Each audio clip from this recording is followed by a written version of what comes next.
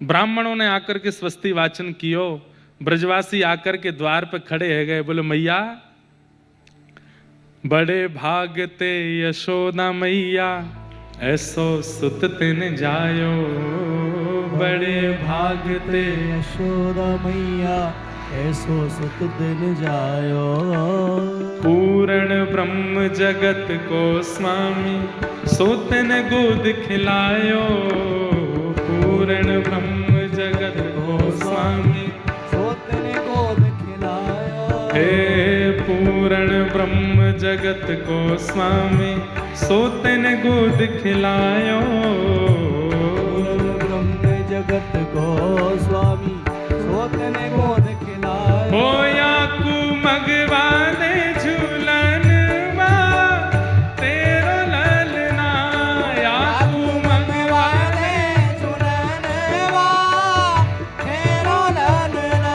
अरे आकू मगवा दे पलन वा तेरो ललना। मंगवाए दे पलन वा तेरो ललना। हे जुग जुग जीवे री यशोदा मैया तेरो ललना, जुग जुग जीवे तेरी यशोदा मैया तेरो ललना। भागवत जी में वर्णन आता, अवाद्यंत विचित्राणी वादित्राणी महोत्सवे। कैसा उत्सव मना रहे हैं ब्रजवासी, बोले ढोल नगाड़े ताशे ये तो 4-5 दिन बाद फट गए, बजे ही नहीं पा रहे। कोई हाथ की करताल बजा रहे हैं, कोई मुख से आवाज निकाल रहा है, कोई विविध विविध वाद्यों में कुछ मार करके बजा रहा है, कोई किसी के कंधे पर चढ़ा है, कोई किसी के सिर पर बैठा है, और सब लोग भाव से केवल गा रहे हैं जुग जुग जीवे नी यशोदा मैया तेरो ललना। जुग जीवेरी यशोदा मैया तेरो ललना। अरे युग युग जीवे नी यशोदा मैया तेरो ललना। जुग जुग जीवेरी यशोदा मैया तेरो और ललना। ओ धन्य घड़ी जब होए यशोदा मैया कह के बोले, धन्य घड़ी जब ओए यशोदा मैया के बोले। ओ नूपुर बांध दो चरणन में घुटमन डोले, नूपुर बांध दो चरणन में। घुटमन घुटमन डोले। वैसे ये बात तो हम सब यशोदा हैं, हमारे भी लाल जी आपके भी लाल जी। धन्य तो हम अपने आप को तब माने कि जब लाला हमसे मैया कह के बोले, भैया कह के बोले, या जो संबंध उनका हो वो कह के बोले। और उससे भी बड़े भाग्य कब रात्रि में सोए हो और नूपुर की आवाज आवे, बाहर आके देखें तो हमारे सेवा के ठाकुर जी डोल रहे हैं। हाँ नूपुर बांध दो चरणन में घुटमन डोले, नूपुर बांध दो चरणन में घुटमन घुटमन डोले। अरे पकड़े बाबा की उंगरिया तेरो ललना, पकड़े बाबा की उंगरिया तेरो ललना। हे युग युग जीवे नी यशोदा मैया तेरो ललना। यशोदा मैया तेरो ललना। अरे हाँ तेरो ललना नंद रानी तेरो ललना, तेरो ललना नंद रानी। तेरो ललना। ओ तेरो ललना महारानी तेरो ललना। तेरो ललना महारानी तेरो ललना। हे जुग जुग हो जुग जुग, हे युग युग जीवे नी यशोदा मैया तेरो ललना। जीवेरी यशोदा मैया तेरो ललना। हे जुग जुग जीवे नी यशोदा मैया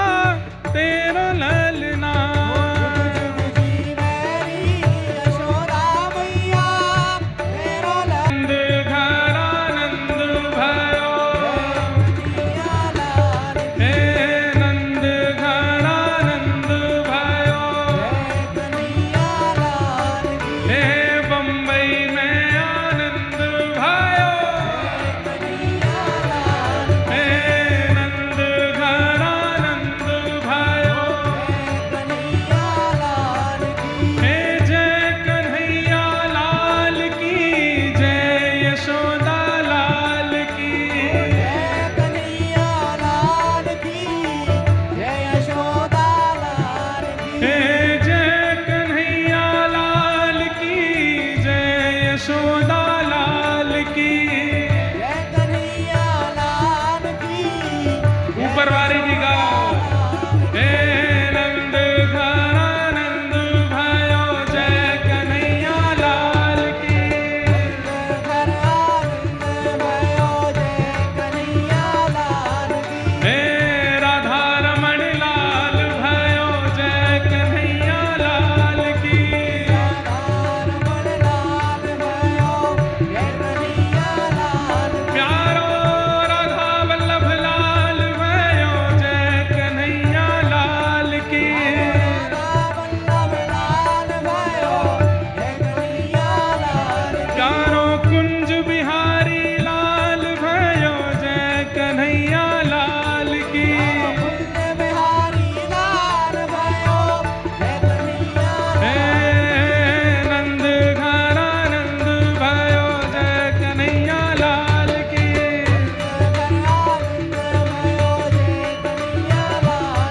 हे नंद घरानंद भयो जय कन्हैया लाल की।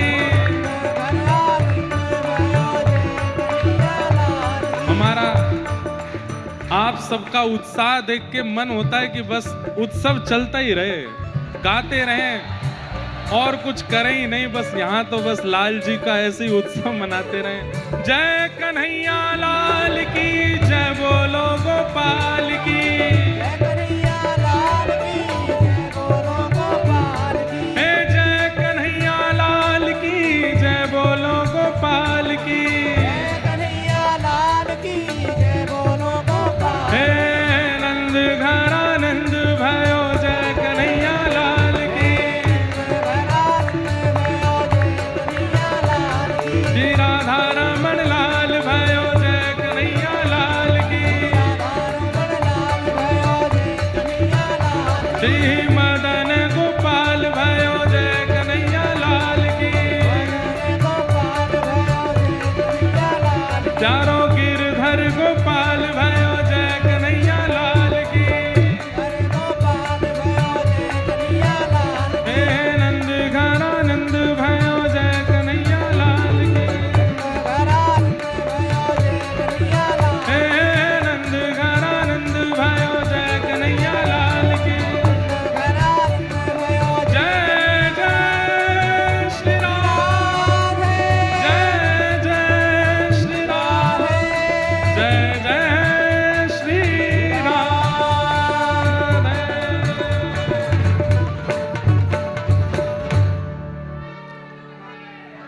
बोल नंद के लाला की। ठाकुर जी को ऐसो जन्मोत्सव भयो, 6 महीना तक व्रजमंडल में ठाकुर जी को उत्सव मनतो रहो। वाह। एक पीले कुर्ते वाले भैया विट्ठल विट्ठल भगवान लेके आए हैं, पीछे खड़े हैं। हाँ, ये विट्ठल विट्ठल प्रभु को यहाँ भिजवा दो आगे। आप कूदते फांदते मत आओ, किसके द्वारा भिजवा दो, एक दूसरे के सिर पर धरवा के भिजवा दो आगे तक। हाँ हाँ, अभी लेते हैं, वो विट्ठल हैं भैया, रुक जाओ। उनकी नगरी महाराष्ट्र में आए हैं, भगा देंगे 1 मिनट में। ठाकुर जी का प्रादुर्भाव हुआ, अब सब लोग बिल्कुल शांति से बैठो, अभी लेते हैं, सबसे ले लेंगे, विराजो।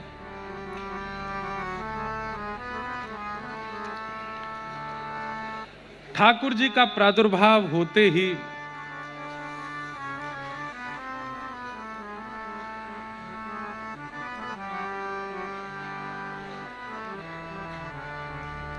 वाह भैया, ये तो अद्भुत है। दुर्गा मैया खो गई। वारी दुर्गा मैया, आपके ये देखो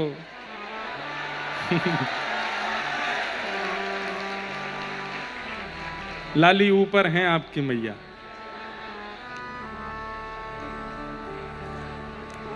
लाली तो नीचे एक जगह डट के बैठी है। बड़ी बूढ़ी मैया, ऐसो उत्सव को आनंद भयो, भू से भुवा पे पहुंच गई, स्वर्ग पहुंचवी वारी है। सब आनंद है आप लोगों के। ठाकुर जी का प्रादुर्भाव हुआ और लाओ यहाँ प्रभु को इधर ले आओ, लाओ। विट्ठल आए हैं।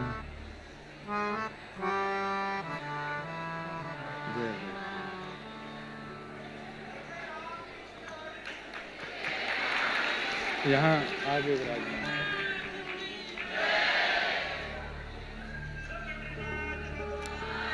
जय हो। और यहाँ जो दो चित्र हैं, ज्ञानेश्वर माउली और तुकाराम जी, उनके संगे ही विराज रहे हैं। यह भी एक संकेत है कि यहाँ दो भक्त विराज रहे हैं, उनके संग ही श्री पंडरीनाथ जी पधारे। बड़ी कृपा। ठाकुर जी का प्राकट्य हुआ, ब्रजमंडल में खूब उत्सव मने, पूतना राक्षसी का आगमन हुआ। बहुत ध्यान से सुनिए सब लोग, इधर देखिए और बिल्कुल शांति का परिचय दीजिए। भगवान के प्रादुर्भाव के बाद सबसे पहले पूतना आती है। पूतना यानी कि जो पवित्र नहीं है, उसका आगमन। हम लोग जब भक्ति पथ पर आगे चलते हैं तो प्रारंभ के कुछ समय तो बहुत अच्छे रहते हैं, कुछ समय तक बहुत मधुरता लगती है, बहुत अच्छा अच्छा सब कुछ होता है। तिलक लगाने में आनंद आता है, सुबह जल्दी उठने में अच्छा लगता है, ठाकुर जी की सेवा करना, इत्र लगाना, श्रृंगार करना, सब में बहुत अच्छा लगता है प्रारंभिक दिनों में। कुछ दिन बाद पूतना आती है और वो पूतना क्या करती है? आलस्य। पूतना के बहुत रूप हैं, फिर आलस्य किस रूप में आता है? आज तिलक रहने दो, एक बिंदी धर लो बस, ये पूतना है। फिर ठाकुर जी की सेवा में कटौती होने लगती है। अब इतनी ज्यादा श्रृंगार की क्या आवश्यकता, एक वस्त्र पहना दो, एक माला पहना दो, हो गए काम, बस इतना ही बहुत है। भोग में कटौती होने लगती है। अच्छा चलो, यहां तक भी ठाकुर जी को कोई दिक्कत नहीं। ठाकुर जी कहते कोई बात ना, तू ना पवारो, बगल वाले घर में चलो जाऊंगा, मुझे तो मोकू अनेक बैठे हैं। पर पूतना का प्रबल स्वरूप क्या है? फिर आपको दोष दिखने लगते हैं, जबकि भक्ति मार्ग वाले को दोष नहीं दिखना चाहिए, फिर आपको दोष दिखने लगते हैं। दोष किस में दिखे? अब जो भजन नहीं करते उनको हीन भावना से देखते हैं, ये तो ऐसे हैं, ओहो ये तो ये खाते हैं, ये पीते हैं, ऐसा कर रहते हैं, उनको हीन भावना से देखने लगे। वहां तक भी चलो कोई नहीं, फिर उसके बाद वैष्णव दूसरे भक्तों में दोष दिखने लगते हैं। अच्छा तुम इतनी माला करते हो, बस हम तुमसे ज्यादा करते हैं, तुम ऐसे रहते हो, हम तो ये ऐसे करते हैं, तुम्हारी एकादशी ऐसी होती है, हम हमारे गुरुजी ने मना किया, ये नहीं खाना, खाते ही नहीं है हम। मतलब उसको नीचा दिखा देते हैं कि तू तो कुछ है ही नहीं, हम ही हैं भगत। ये दोष, ये भी पूतना है। और फिर पूतना अपना प्रचंड रूप धारण करती है जब आप वैष्णव महापुरुषों में भी दोष देखने लगते हो। पूतना एक रूप, एक छोटे से भाव, अगर प्रारंभ में ही इसका वध नहीं किया गया तो आपकी भक्ति रूपी गोकुल को उजाड़ देगी पूतना। इसलिए सावधान रहिए। ये दोष दृष्टि और भगवत सेवा में आलस्य, ये पूतना का स्वरूप है। माताजी शांति से विराज जाओ, आपकी आवाज यहां तक आ रही है। पूतना, अब पूतना का क्या हो गया? हुआ क्या है? नहीं, उनको नहीं बोला मैंने, मैं तो कथा कह रहा हूं सीधी। मैया ये लोग सब बहुत गंदे हैं, ये मेरे को ऐसा बुलवा रहे, मैंने आपको नहीं बोला। मैं पूतना का चरित्र सुना रहा हूं भाई, सुनो। बहुत उद्यमी हो भैया आप लोग तो, हैं? हमसे सीखें।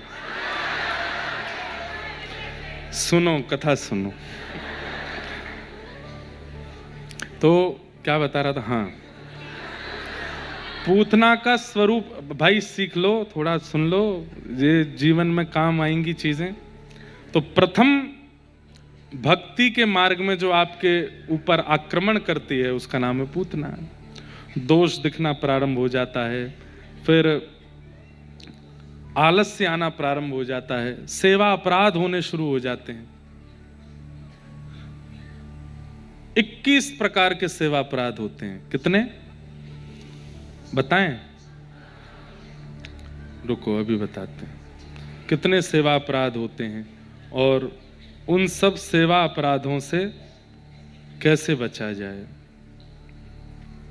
32 प्रकार के होते हैं सेवा अपराध। उसमें कुछ बता देते हैं क्योंकि विस्तार बहुत हो जाएगा, फिर आज गोवर्धन पूजा तक जाना है। सबसे पहला सेवा अपराध सरल है, सब लोग उसका पालन करते हैं। ठाकुर जी के मंदिर में पादुका पहन करके नहीं जाना, ये अपराध है। और केवल मंदिर में ही नहीं, कभी ठाकुर जी की सवारी जा रही है, वारी जा रही है, या ठाकुर जी का कोई उत्सव चल रहा है, उस समय भी प्रणाम करते समय पादुका दूर खड़ी करो, प्रणाम तब करो, फिर वंदन करो। पहला अपराध इससे बचो, पादुका नहीं पहननी ठाकुर जी के सन्मुख। अब लेकिन एक कथा याद आ गई मुझे। श्री नामदेव जी महाराज, नामदेव जी महाराज, उनके गुरुदेव ज्ञानेश्वर जी, ज्ञानदेव जी, उनको तीर्थ यात्रा पर लेकर के गए। और जब तीर्थ यात्रा पर लेकर के जा रहे थे तो आज्ञा की कि मेरे साथ चलो। वो विट्ठल के बिना रहते नहीं थे, विठोबा को देखे बिना रहते नहीं थे। बंधुओं, जब ऐसा होने लग जाए ना आपके साथ कि आप अपने ठाकुर जी को देखे बिना रह नहीं सकते, अब कहीं भी आना जाना भी नहीं सुहारा, तो ये मत सोचिए कि आप नहीं रह सकते, वो नहीं रह पा रहे आपके बिना। यही बात है। वृंदावन से लौटने में प्राण निकलने की स्थिति हो जाती है, तो यही सोचो कि ठाकुर जी नहीं चाह रहे कि आप जाओ।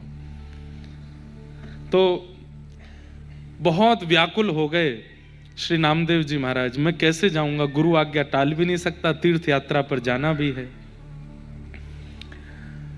प्रातः काल का समय हुआ तो रोते हुए श्री नामदेव जी गए और गुरुदेव से बोले, गुरुदेव मैं क्षमा मांगते हुए आपसे आज्ञा लेना चाहता हूं, क्या मेरे प्राण निकल जाएंगे, मैं विठोबा के बिना रह नहीं सकता, मुझे इनको देखे बगैर रहा नहीं जाता। आप तीर्थ यात्रा पर जाने की आज्ञा दे दी है, अब मैं क्या करूं, मैं आपकी आज्ञा भी नहीं टालना चाहता, इनको छोड़ के जाना भी नहीं चाहता। बात कही, आप एक काम करिए। गुरुदेव बोले, क्या? विठोबा अगर कह देंगे कि इसको ले जाओ तो मैं चल दूंगा, आप उनसे आज्ञा ले लो। तो ज्ञानदेव जी नामदेव जी को लेकर के गए विठोबा के पास। ठाकुर जी बोलते थे, कुछ प्रियजनों से बात करते थे। ठाकुर जी खड़े हैं, कहो। बोले कि मैं नामदेव को ले जाऊं। जैसे ही कहा नामदेव को ले जाऊं, ठाकुर जी के नेत्र सजल हो गए। बोले, मेरा मन नहीं लगेगा इसको देखे बिना। कहाँ ले जा रहे हो? बोले, तीर्थ। सब तीर्थों में मैं ही तो हूं, मैं यहाँ बैठा हूं, इसको देखने दो। नहीं, मेरी तीर्थ यात्रा की इच्छा है और ये मेरा अच्छे से ध्यान रखते हैं, तो आप आज्ञा कर दो, इनको ले जाऊं। ठाकुर जी नामदेव जी की ओर देखने, नामदेव जी मना कर रहे हैं, मना कर दो। ठाकुर जी तुरंत बोले, ठीक है ले जाओ, लेकिन मेरे नामा को जल्दी ले आना, मेरा मन नहीं लगेगा। मैं सोच करके बहुत व्याकुल, यही कथा चतुर्भुज दास की है, बस वहां ठाकुर जी से आज्ञा नहीं ली गई है, तभी उन्होंने वो पद गाया, गोवर्धन वासी सांवरे तुम बिन रहो ना जाए। जब नामदेव जी जा रहे हैं मंदिर से बाहर, तो ठाकुर जी रो रहे हैं, व्याकुल हो रहे हैं, जबकि हर मंदिर में वही विठोबा हैं, लेकिन उनका प्रीति कैसी है उनकी अपने भक्तों से, उस क्षेत्र में, उस स्थान में वो नामदेव के संगी रहना चाहते हैं। तो तीर्थ यात्रा करके जब लौट करके वापस पंढरपुर आए नामदेव जी, तो इतने व्याकुल थे दर्शन करने के लिए कि बस अब जैसे ही गुरुदेव ने कहा तीर्थ यात्रा पूरी, अब चलो पंढरपुर, तो बस ये हो गया कि अब ना रात को रुकूंगा, ना दिन में रुकूंगा, ना कुछ खाऊंगा, फिर सीधे मुझे पंढरपुर जाना है, विठोबा को देखना है। इतनी व्याकुलता और उत्सुकता में श्री नामदेव जी वापस आए।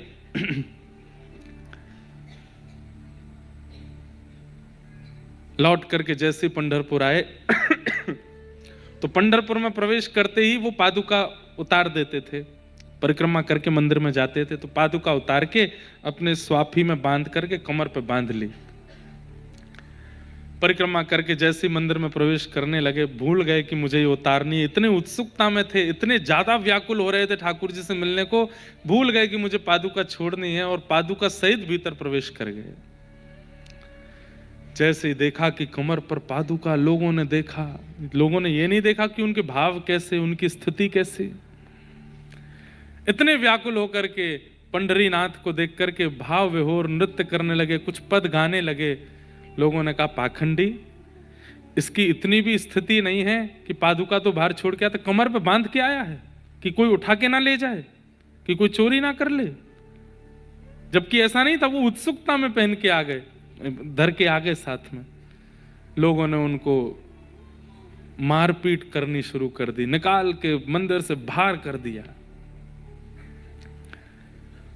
ये दृश्य देख करके कबीरदास जी वहीं खड़े थे। उन्होंने कहा, अरे नामदेव जी, हमारे तो गले सूख गए इनका कीर्तन गाते गाते, हमारे पैर छिल गए इनकी यात्राएं करते करते, और हमसे एक अपराध बन जाता, ठाकुर जी कभी हमारे लिए स्टैंड नहीं लेते, कभी हमारे लिए आड़े नहीं आते। देखो आज तुम इतने दिन बाद आए, सब लोग तुमको मारपीट करने लगे और ठाकुर जी खड़े रहे, कुछ नहीं किया। तुम चलो मेरे साथ। और नामदेव जी के साथ कबीरदास जी एक कोने में चले गए। वहाँ बैठ के नामदेव जी बोले, मैं तो दर्शन को बहुत व्याकुल हूँ, एक क्षण दिखे थे, उसके बाद दिखे नहीं। फिर नामदेव जी खड़े होकर के कोई कीर्तन करने लगे, गाने लगे। भीतर खड़े खड़े ठाकुर जी को इतना क्रोध आया, मेरा नामा इतने दिन बाद आया और उसको ऐसे बिना दर्शन, बिना मुझसे मिले भगा दिया। लाखों की तादाद में पब्लिक सामने दर्शन के लिए खड़ी थी। दक्षिण मुख की ओर नामदेव जी बैठ करके कीर्तन कर रहे थे। जैसे पलक झपकी, सब दर्शनार्थियों ने केवल पलक झपकते ही ठाकुर जी ने अपने मंदिर का पूरा स्ट्रक्चर ही नामदेव जी की ओर मोड़ दिया। दुनिया खड़ी रही सामने,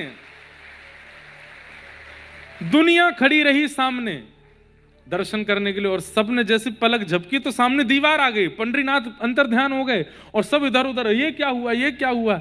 तभी देखा कि जहां नामदेव जी बैठ करके कीर्तन कर रहे थे, ठीक उनके सामने श्री पंढरीनाथ खड़े होके, नामदेव और पंढरीनाथ जी बीच में कोई नहीं, बस दर्शन कर रहे हैं। ऐसे श्री नामदेव जी। आज भी पंढरीनाथ जी का मंदिर उसी दिशा में दक्षिण मुखी है, जबकि दक्षिण मुखी मंदिर कम होते हैं, पर नामदेव जी वहां बैठे थे, इसलिए ठाकुर जी ने अपने मंदिर का मुख ही बदल दिया। लेकिन ये अपराध है कि आप ठाकुर जी के दर्शन में या ठाकुर जी की किसी भी वारी में, सवारी में पादुका नहीं पहननी है। कभी दिख भी जाए कि ठाकुर जी सन्मुख आ रहे, कई बार ऐसा होता है कि ठाकुर जी या ठाकुर जी के वैष्णव भी सामने से आ रहे हैं, तो हम उनको पादुका सहित भी प्रणाम करते नहीं, पादुका उतारिए उसके बाद प्रणाम कीजिए। ये एक बहुत छोटा सा एक भक्ति की, ये एक प्रकार से कह लीजिए भक्ति की आचार संहिता है, ये भक्ति का न्याय है। हम पुणे गए थे तो पुणे में डगरू सेठ हलवाई गणेश जी, उनके दर्शन की इतनी अच्छी सुविधा है कि बाहर से लोग गाड़ी से भी, चलते फिरते भी उनका प्रणाम कर लेते हैं। वहां भी मेरा मन तो हुआ कि मैं इन लोगों को बोलूं, भाई पादुका तो उतार दो, पर अब सुन रहे हैं तो इसका पालन करें। पादुका पहन के ठाकुर जी के आगे हाथ भी नहीं जोड़ना, हाथ जोड़ने का मन है तो पहले पादुका उतारो फिर प्रणाम। दूसरा अपराध, भगवान के साल भर के मुख्य उत्सवों को ना करना। जन्माष्टमी हो गई, रामनवमी हो गई, अक्षय तृतीया हो गया, अक्षय नवमी हो गई, दीपावली हो गई, गोवर्धन पूजा हो गई, और आपके वसंत पंचमी हो गई। आपके ठाकुर जी के घर पे आगमन का पाटोत्सव, जिस दिन ठाकुर जी की प्रथम सेवा हुई वो पाटोत्सव है। याद रखना चाहिए हर व्यक्ति को कि हमारे लाल जी पहली बार कब आए घर पे, और वो दिन पाटोत्सव है ठाकुर जी का, उसको हर साल मनाना है। ऐसे मुख्य उत्सवों को ना बनाना ये भी एक सेवा अपराध है। घर में सूतक है, पातक है, या किसी प्रकार के कारण आप नहीं कर पा रहे तो बात अलग है, बाकी आपको ठाकुर जी का उत्सव करना चाहिए। तीसरा सेवा अपराध, आज 5 अपराध बताएंगे फिर कल और बता देंगे। तीसरा सेवा अपराध, भगवान के दर्शन करके खड़े खड़े हाथ जोड़ करके बिना दंडवत किए वापस चले जाना, ये एक अपराध है। हाँ, वो बात अलग है कि आपकी कमर में कोई दिक्कत है या शरीर से आप उतने योग्य नहीं हैं तो कोई बात नहीं, लेकिन ये सेवा अपराध है कि ठाकुर जी के आपने दर्शन किए और फिर उसके बाद प्रणाम नहीं किया। भाई लोगों को साष्टांग प्रणाम करना, दंडवत प्रणाम करना चाहिए, और माताएं बहनों को साष्टांग 6 अंगों से प्रणाम कर, पूरा लेट के प्रणाम नहीं करना चाहिए। 4, अशुद्ध अवस्था में मंदिर जाना। अशुद्ध अवस्था में मंदिर जाना यह भी एक सेवा अपराध है। आप नहाए नहीं हैं। कई बार ऐसा होता है कि मंगला में, एक बार की बात है, मैं राधारमण जी की मंगला करने गया तो मेरे बगल में एक माता जी खड़ी थी, बहुत देर से कोहनी मार रही थी।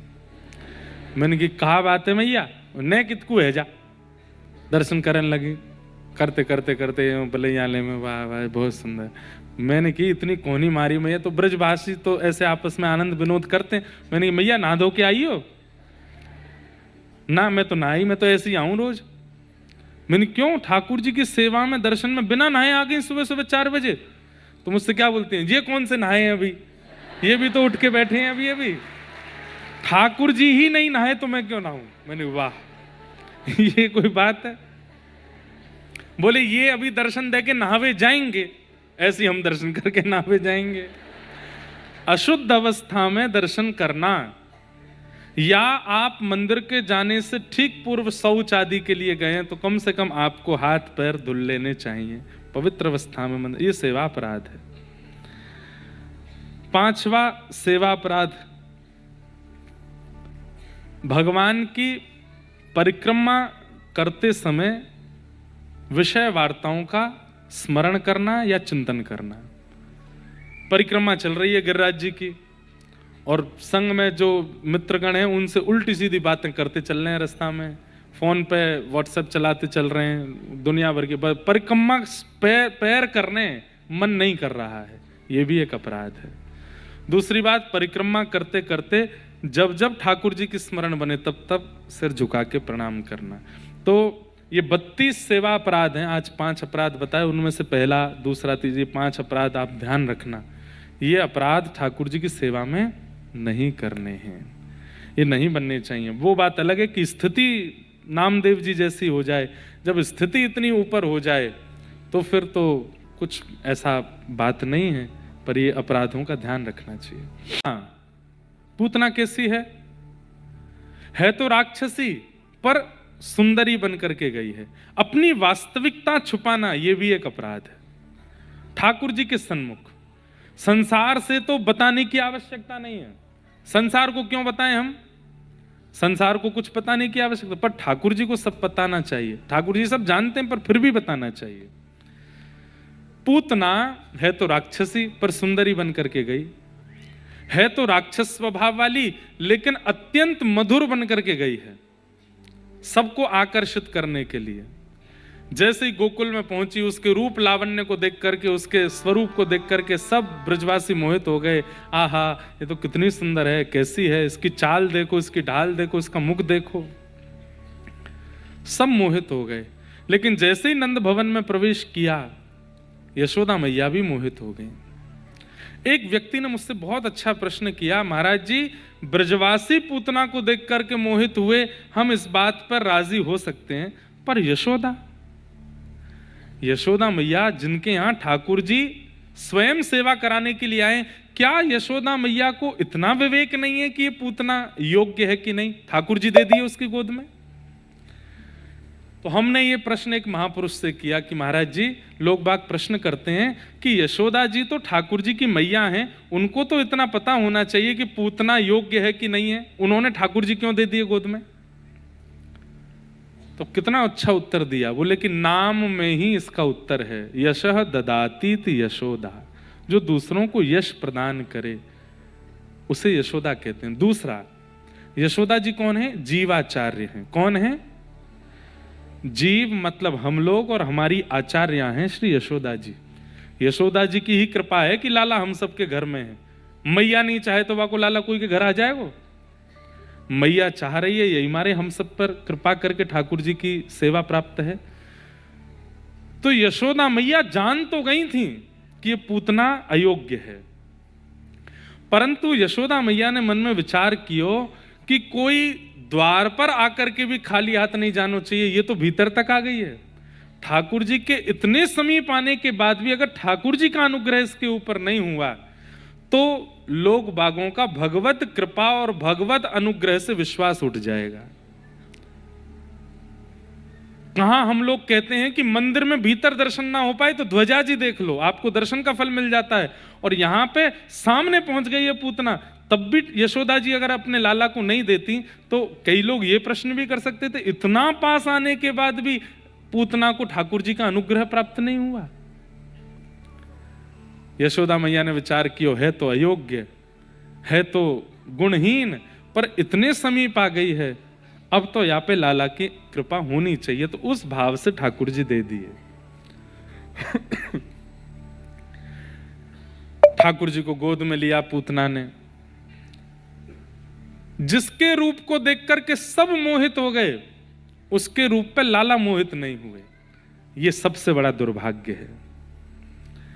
आप तैयार होते हैं किसी को रिझाने के लिए, आप श्रृंगार करते हैं किसी को रिझाने के लिए, कहां तक कहें आप डिग्रियां प्राप्त भी करते हैं लोग रिझाने के लिए, आप जॉब भी करते हैं, आप सैलरी भी लेते हैं, उसमें भी आपको यही रहता है कि 4 लोग अच्छी बातें करेंगे मेरे लिए।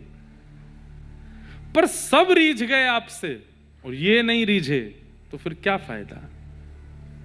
हमारी प्रत्येक गतिविधि में एक ही भाव होना चाहिए, ये कोई रीझे नहीं रीझे पर आप रीझो, आप मेरे से प्रसन्न हो जाओ। मेरी क्रिया, मेरा भाव, मेरी जॉब, मेरी पढ़ाई। कितने बच्चे ऐसे आते हैं कि हमारा महाराज जी अब ये मन है कि पढ़ना नहीं है। मैंने कहा नहीं, ऐसा नहीं करो, नाम जप नहीं हो पाता, कथा नहीं सुन पाते। मैंने कहा अभी के लिए तुम्हारे लिए नाम जप और कथा सब कुछ पढ़ाई है।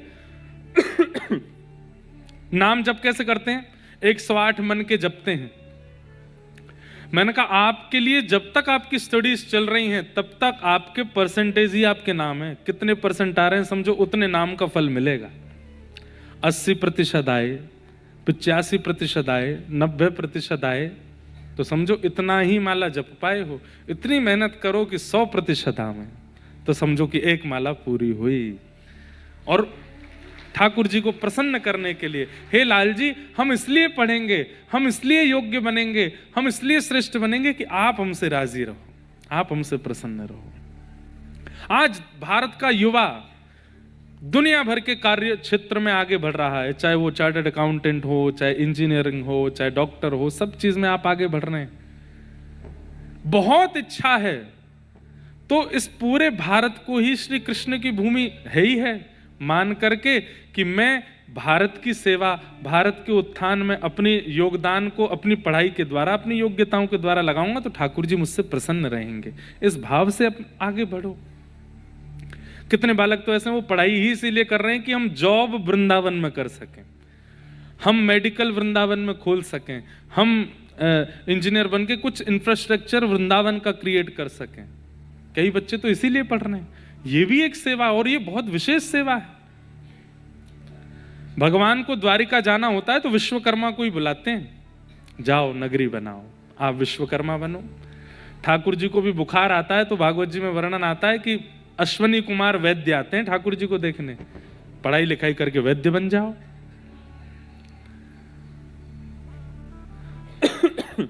ठाकुर जी के ऊपर इतने चढ़ावे मंदिरों में आते हैं तो ठाकुर जी नरसिंह मेहता को ही अपना अकाउंटेंट बनाते हैं।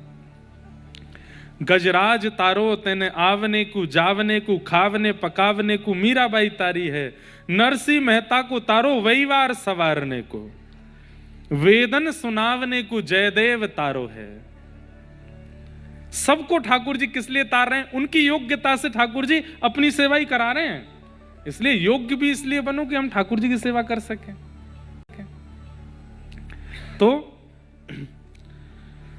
पूतना सुंदरी बनकर के आई है, अच्छे वस्त्र पहन के आई है, पर उसके मन में भाव है कि गोकुलवासी मेरे से, मेरे वस्त्र और रूप पर रीझ करके मुझे रोके टोके ना। एक बार भी ये नहीं सोचा कि ठाकुर जी मुझसे रीझ हैं। और वही हुआ, सब रीझ गए, सब देख करके लट्टू हो गए। लेकिन जैसे ही ठाकुर जी के समीप गई, ठाकुर जी ने अपनी दोनों भुजा नेत्र पर रख ली। इससे बड़ा दुर्भाग्य और क्या होगा कि जगत आपको देखे लेकिन ठाकुर जी मुंह फेर लें। इससे बड़ा दुर्भाग्य क्या है? इससे बड़ा दुर्भाग्य क्या कि ठाकुर जी नेत्र फेर लें। पूतना के सामने भगवान ने नेत्र बंद कर लिए और जैसे ही पयोधर भगवान के मुख में दिया, पहले भगवान ने विष को पिया, रस तत्वों को पिया। प्राणी समम रोष समन्वितो पिबत, जैसे उसके प्राण पीने प्रारंभ किए। सुबोधनी में श्री वल्लभाचार्य जी महाराज कहते हैं भगवान पूतना के प्राण नहीं पी रहे हैं, ठाकुर जी पूतना के प्राणों का पान नहीं कर। इतनी पवित्र है क्या पूतना की उसके प्राण पिएंगे?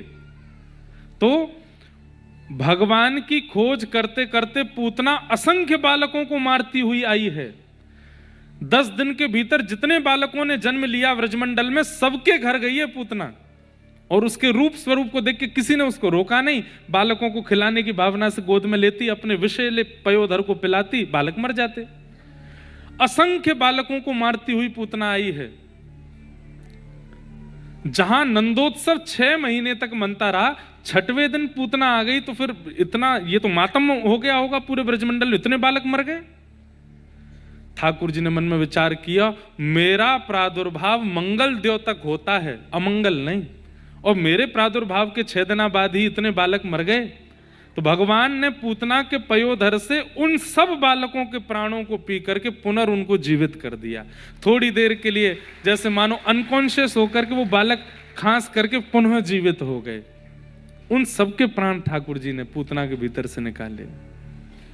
प्राणी समम रोष समन्वितो पिबत, और जैसे ही प्राण पीने शुरू किए, अंत में पूतना के भीतर जब कुछ बचा ही नहीं है, तब सामुंच मुंचाल मिति प्रभाषिणी, भयंकर रूप धारण कर लिया पूतना ने, और ठाकुर जी को पकड़ के बोलती है, अरे लाला छोड़, अरे बालक छोड़। लेकिन ठाकुर जी ने पूतना के गाढ़म कराभ्याम भगवान प्रपीड्यतत, इतने गाढ़ करके ठाकुर जी उसके पयोधर का पान कर रहे हैं कि पूतना पूर्ण बल लगा रही है, तब भी ठाकुर जी नहीं छोड़ रहे। हमारे आचार्य चरण कहते हैं ठाकुर जी की पकड़ कितनी मजबूत है। ये तो अधम पूतना है, स्वयं चाहती है तो ठाकुर जी दूर नहीं हो रहे। हम तो सब भक्त हैं, हम अगर एक बार ठाकुर जी को पकड़ लेंगे तो ठाकुर जी हमें कैसे छोड़ेंगे? हम चाह के भी नहीं छोड़ पाएंगे। बस ठाकुर जी पकड़ लें, उनकी पकड़ में आते नहीं है हम। और जाकू पकड़ लें फिर ठिकाने लगा के छोड़ें, फिर ना छोड़ें वाकू। आहा,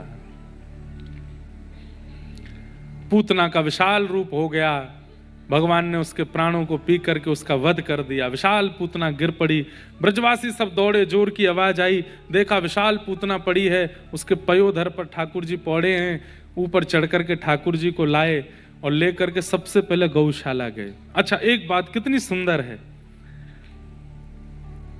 वास्तव में ये पूतना लीला से कहीं ना कहीं ऐसा नहीं लगा कि भगवान ने पूतना पर ही कृपा की, पर नहीं, ठाकुर जी एक साथ बहुत सारी लीला करते हैं। उसको समझाने के लिए एक आचार्य की आवश्यकता है। 6 दिन हो गए ठाकुर जी को जन्मे। यशोदा मैया ने मुख देख लियो, नंद बाबा ने मुख देख लियो, कछु ब्रजवासी ने मुख देख लियो, और कभी कभी यशोदा मैया ऐसे अटारी पे आ जाती हैं और अटारी पे आके लाला को ऐसे दिखा दें तो सब ब्रजवासी भी देख लेते हैं। 6 दिन बाद गौशाला में बैठी गैया रोन लगी। बोले सब जगह बस अफवाह फैला रखी है कि गौ ब्राह्मण हिताय मेरो जन्म भयो। कैसे? ब्राह्मणन को दर्शन दे दियो, ब्रजवासी को दर्शन, और हम गैया 6 दिन आते यहाँ बैठी हैं, हमको तो दर्शन दियो नहीं आपने। तब ठाकुर जी ने मन बनाया, बोले भैया गैयाओं को दर्शन देने के लिए एक लंबी नसेनी चाहिए हमको। नसेनी समझते हैं? नहीं समझते। सीढ़ी, लंबी सीढ़ी चाहिए। वो जो कंस्ट्रक्शन वाली साइट्स पे होती है ना, एक ऐसी सीढ़ी लगा देते हैं ऊपर बड़ी बड़ी बिल्डिंगों पे, तो उसको हमारे ब्रज भाषा में नसैनी बोलते हैं। तो ठाकुर जी बोले, अरे गैयाओं, तुम सबन के बीच में कैसे आऊं मैं? अबही तो मैया मोकू नंद बाबा को भी बड़ी मुश्किल से दिखावे, हृदय ते लगा के डोले, मेरो नील मड़ी है, मैं कोई को नहीं दिखाऊंगी, नजर लग जाएगी, मैं गैयान के पास कैसे जाऊं? तब ठाकुर जी ने, ये पूतना नहीं आई है, ठाकुर जी ने बुलवाई है कि तू आ, तेरे चक्कर में तोकू मारवे के कारण मैं बाहर जाके गिरूंगा, और जैसे मैं बाहर गिरूंगा तो मुंह पे अला बला नजर लगी होगी, वह नजर को दूर करवे के काजे मैया मुंह को लेके गौशाला जाएगी और गैया की पूंछ से झाड़ो देगी तो सब गैया मुंह को देख लेंगे।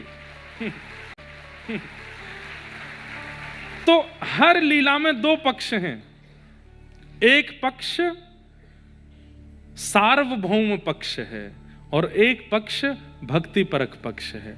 तो ठाकुर जी की इस लीला में भक्ति परक पक्ष क्या है? पूतना तो माध्यम है, ठाकुर जी गैयाओं को दर्शन देने गए।